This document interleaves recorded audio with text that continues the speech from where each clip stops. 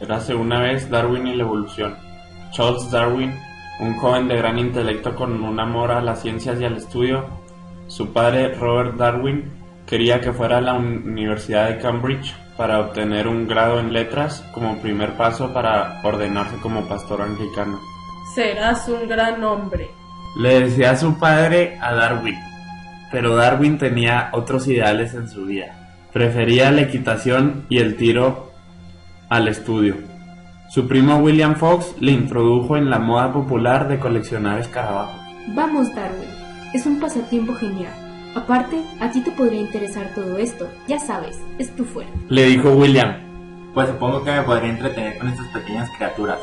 Dijo Darwin, lo cual se dedicó con entusiasmo, consiguiendo publicar algunos de sus hallazgos en el manual Illustrations of British Entomology de James Francis Stephens. Al final de sus estudios en Cambridge, Darwin planeaba ir a un viaje para estudiar la historia natural de los trópicos en Tenerife, lo cual invita a sus amigos más cercanos.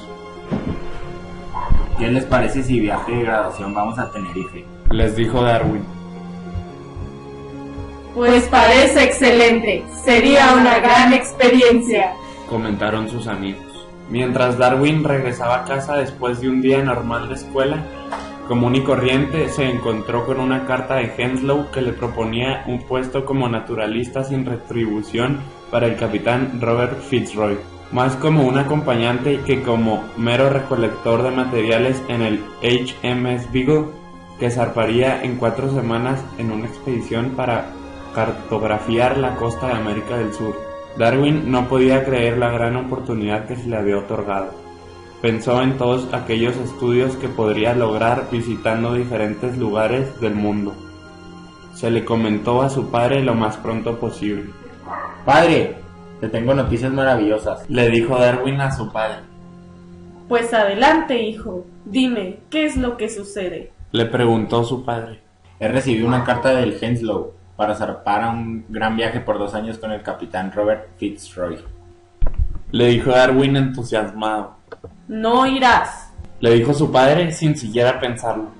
¿Pero por qué? ¿Acaso he hecho algo mal para no tener tu permiso? Le dijo Darwin desilusionado. Lo lamento, hijo, pero aquel viaje es muy peligroso. No tienes idea de todos los peligros que hay. Tal vez ya no regresarías. Además, es una pérdida de tiempo, le dijo su padre.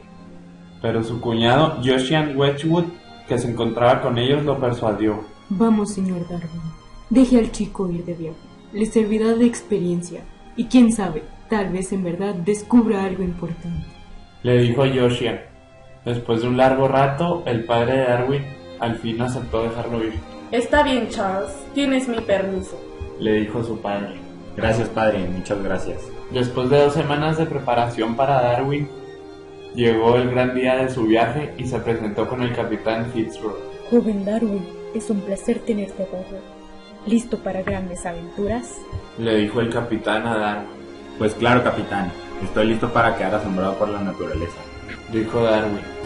Así comenzó aquel 27 de diciembre de 1831 en la bahía de Plymouth.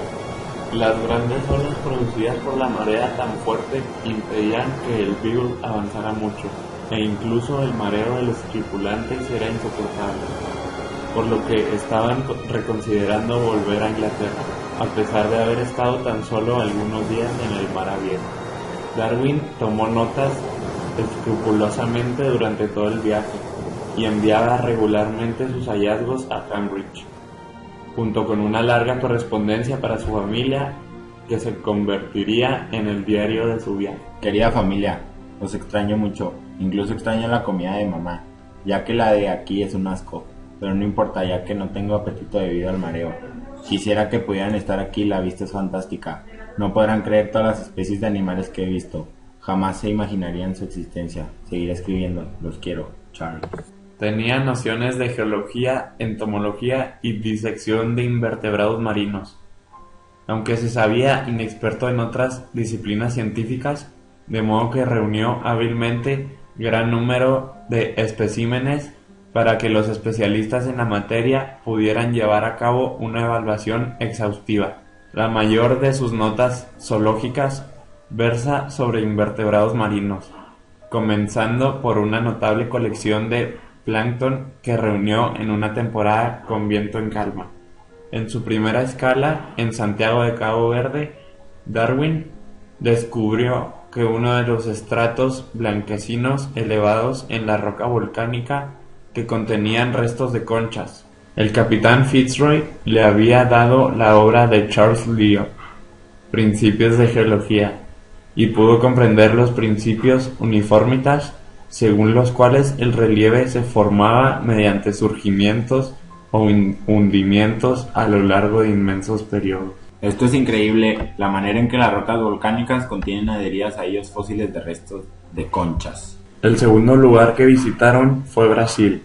Cuando llegaron los nativos recibieron a la tripulación con amabilidad. Darwin estaba fascinado por el gran bosque tropical, pero aborrecía la esclavitud que tenían los nativos. En los barrancos de la costa de Montehermoso, cerca de Bahía Blanca, Argentina, realizó un hallazgo de primer orden al localizar en una colina fósiles de enormes mamíferos extintos junto a restos modernos de bivalvos, extintos más recientemente de manera natural. Identificó por un diente al poco conocido megaterio, que en principio asoció con el caparazón de una versión gigante de la armadura de los armadillos locales. Algún día todas estas historias se las contaré a mis hijos. Les fascinará saber la existencia de los dinosaurios que sucedió hace millones de años, le comentó Darwin a la tripulación. Eso es, si vives para contarlo, dijo uno de la tripulación. El lugar más próximo era Maldonado, cerca de Montevideo. Darwin pudo recopilar más de 80 especies de aves y muchos reptiles, donde reconoce bastante común el Cervus campestris. Es un ciervo bastante curioso, que si te acercas con calma, él viene hacia ti, le comentó su guía a Darwin, pero se acercó en eso uno de los jinetes y se asustó, por lo cual salió corriendo el ciervo. Es por eso que reconoce a su enemigo principal, al hombre.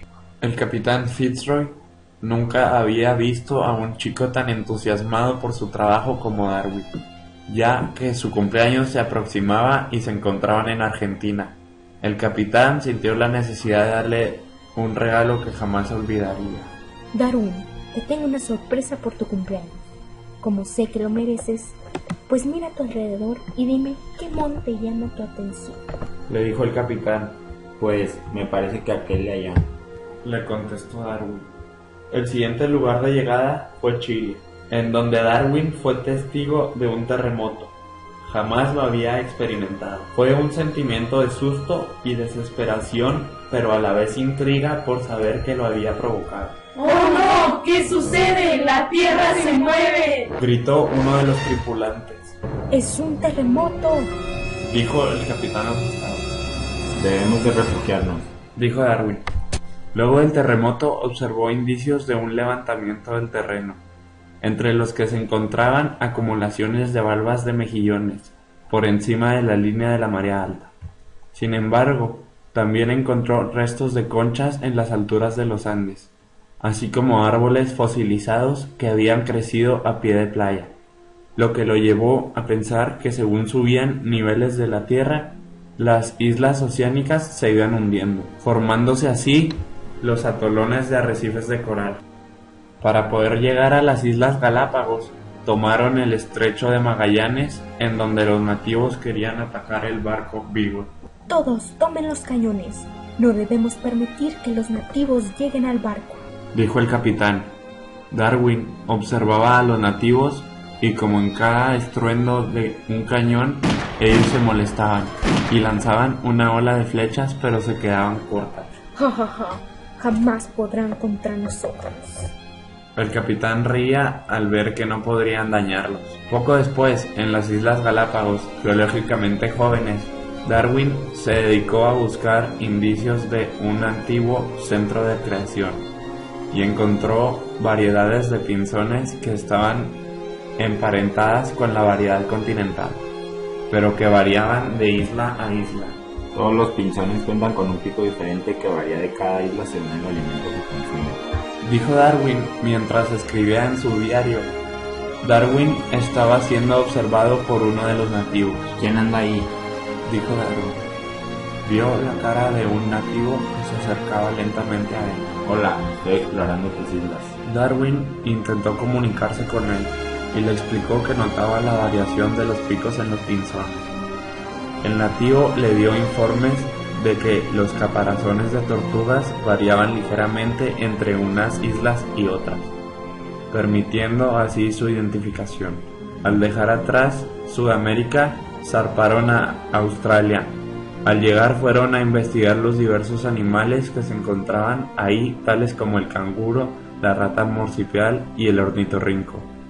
Le parecieron tan extraños que Darwin pensó que era como si dos creadores hubiesen obrado a la vez. Me parece fascinante la manera en que el ornitorrinco al parecer tiene cuerpo de castor pero patas y pico de pato, dijo Darwin al capitán.